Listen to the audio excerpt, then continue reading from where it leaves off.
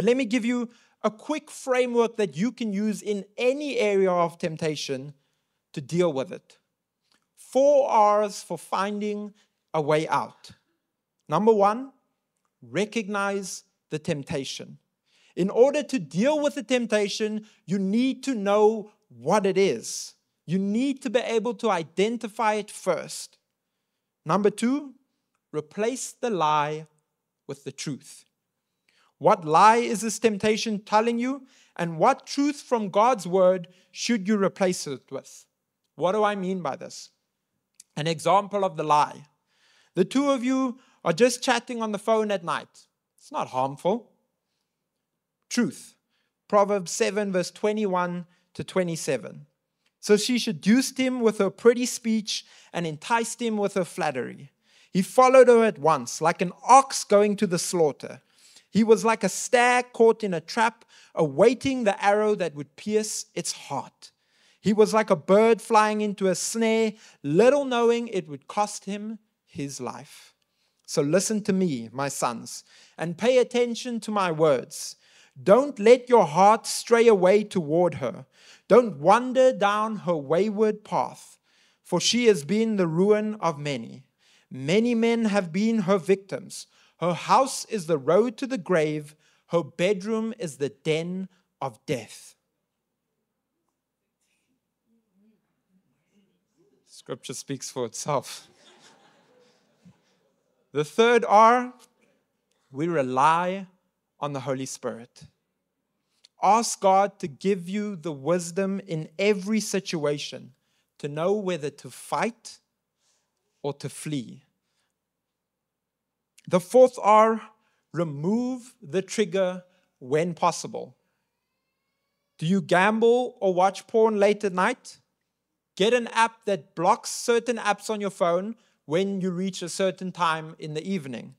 You can download apps that help you to do that, and some phones possibly even have that setting built in.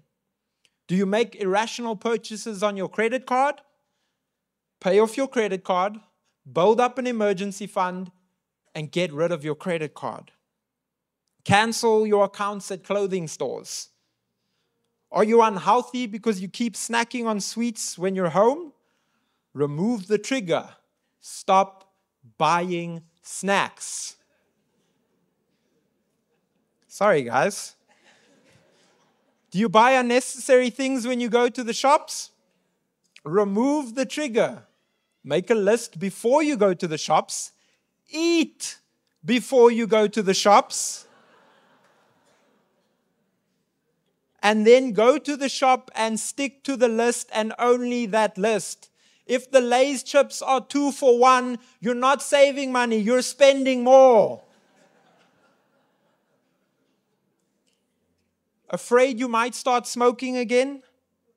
Don't hang around with other people who smoke, or ask them to not smoke when you're around. If they're not willing to, maybe they shouldn't be your friends. The best way to fight temptation is to avoid it in its entirety. So we recognize the temptation, we replace the lie with the truth, we rely on the Holy Spirit, and we remove the trigger when possible. Because in order to live the life that Jesus has called us to live, Craig Rochelle says we need to give up what we want now for what we want even more. We need to give up those unhealthy desires so that we can receive what God has in store for us. We need to find a way out. And then we encourage ourselves by reminding us what 1 Corinthians 10 verse 13 says. The temptations in your life are no different from what others experience. And God is faithful. He will not allow the temptation to be more than you can stand. When you are tempted, He will show you a way out so that you can endure.